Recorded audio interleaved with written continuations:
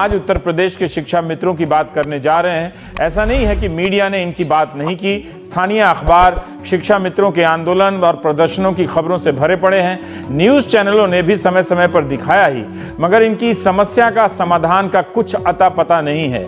जबकि यह मामला 100-200 का नहीं, 1,70,000 से अधिक शिक्षा मित्रों का है। संख्या के लिहाज से भी सोचिए कि यह कितना बड़ा मामला है, मगर इसका समाधान क्या होगा किसी को पता नहीं। पिछले 1 साल में कितने धरने दे चुके हैं, हिसाब करना मुश्किल है। इनकी कहानी इस तरह से है कि 2002 से 2009 तक 1,78,000 शिक्षा मित्र नियुक्त किए जाते हैं पहली और दूसरी कक्षा के बच्चों को पढ़ाने के लिए। उस वक्त प्रशिक्षित शिक्षक नहीं थे, तो इनकी जगह इन्हें नियुक्त किया गया, क्योंकि देश में साक्षरता दर बहुत कम थी।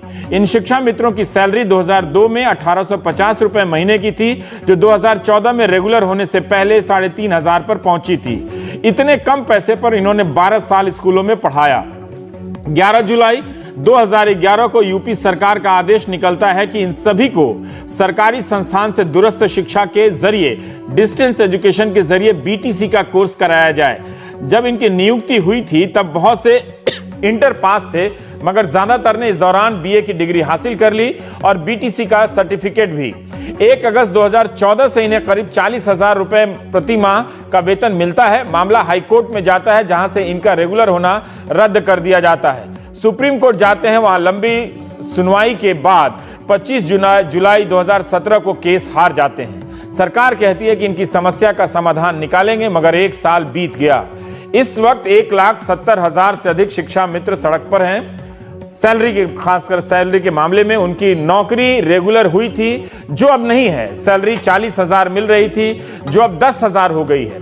इनकी समस्या का समाधान क्या निकलेगा पता नहीं है, कब निकलेगा इसका तो और भी पता नहीं। जब तक ये 12 साल तक 3,500 की सैलरी पर पढ़ा रहे थे, तब किसी को नहीं लगा कि ये बेकार हैं, अयोग्य हैं या नियमों के उल्लंघन करते हुए ये रखे गए हैं, इन्हें निकाल देना चाहिए। ज्यादातर साधारण घरों के लड़के हैं। आए दिन यूपी के अखबारों में छपता रहता है कि सदमे से शिक्षा मित्र की मौत हो गई, अवसाद से मौत हो गई और किसी ने आत्महत्या कर ली। 2 जून को हापुड़ के एक शिक्षा मित्र महेश कुमार की जिंदगी समाप्त हो गई। मरने से पहले उन्होंने जिले के संगठन के अध्यक्ष से पूछा कि उनका मानदेय कब आएगा। हापुड़ में शिक्षा मित्रों को मार्च के महीने से सैलरी नहीं मिली है। सोचिए, मार्च के महीने से 10,000 रुपए, एक तो वैसे भी कम होता है और ये ना मिले तो कितना भार पड़ता होगा। ये नौजवान कैंसर से जूझ रहा था और दवा के पैसे नहीं थे। इसकी कहानी बताते हुए इसके साथ ही रो पड़े। जिसकी तनख्वाह 10,000 रुपए हो और वो भी 3 महीने से भी ना मिले, तो सोचिए क्या हालत होती होगी। यूपी में ऐसा कोई नहीं जो शिक्षा मित्रों की समस्या से वाकिफ ना हो।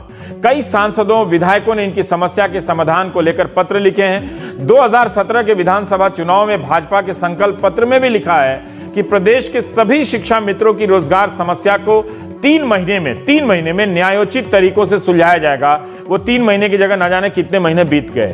तब तक हाईकोर्ट ने इनके रेगुलर किए जाने के फैसले को निरस्त कर दिया था। सरकार बनने के बाद सुप्रीम कोर्ट का फैसला आता है, जिसमें हाईकोर्ट के फैसले को सही ठहराया जाता है। 18 सितंबर 2015 को बनारस के सांसद के नेता के नाते प्रधानमंत्री मोदी ने 2 बार मोदी वहां पर भाषण देते हैं, शिक्षा मित्रों के बारे में विस्तार से जिक्र करते हैं और चुनाव में भी जिक्र करते हैं। देखिए कि वो फिर भी इसके बाद भी समस्या का समाधान नहीं निकला है। मैं भी समझने का प्रयास करूंगा और उत्तर प्रदेश सरकार से मुझे जो भी बात करनी होगी उसको मैं करने की जिम्मेवारी लेता हूं। और मैं आपकी बात उत्तर प्रदेश सरकार को आपके एमपी के नाते मैं अवश्य पहुंचाऊंगा।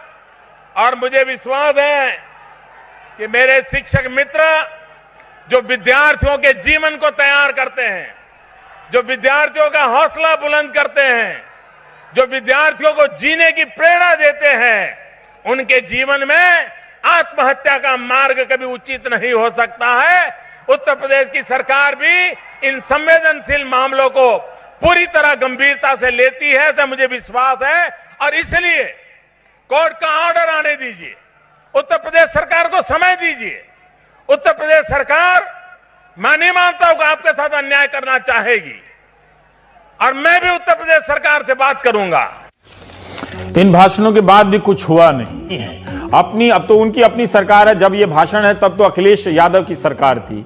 योगी सरकार से इनकी समस्या के समाधान पर क्या बात कर रहे हैं और इसका समाधान क्यों नहीं निकल रहा है, इन्हें क्यों नहीं अंतिम रूप से बताया जाता है।